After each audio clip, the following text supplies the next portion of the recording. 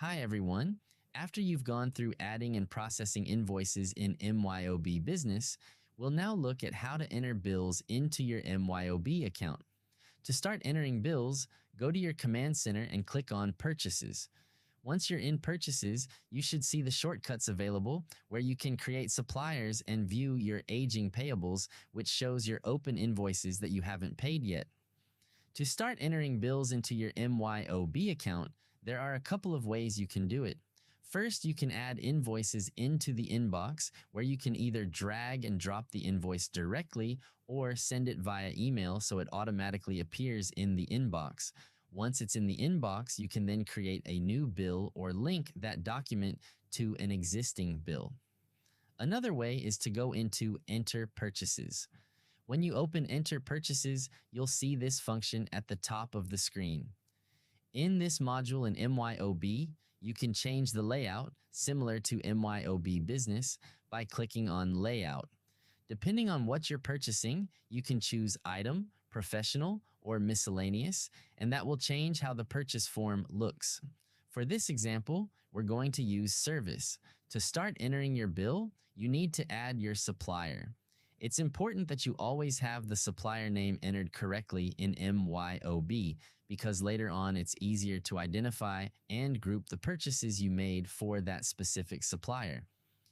The important things when entering bills in MYOB are your purchase number, which can be automated in MYOB or can be your payment voucher number or another reference number that's easy for you to identify, and your supplier invoice number.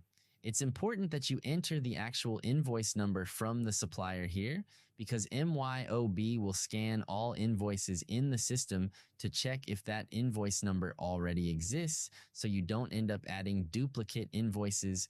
For example, if the invoice number is 001, enter that here. Since we're recording a service in this case, let's say we paid a consultant, so you can just type consultancy invoice in the description. Next, add your account number. Let's use general and labor expense as an example, then enter the amount, the job code, and the tax code.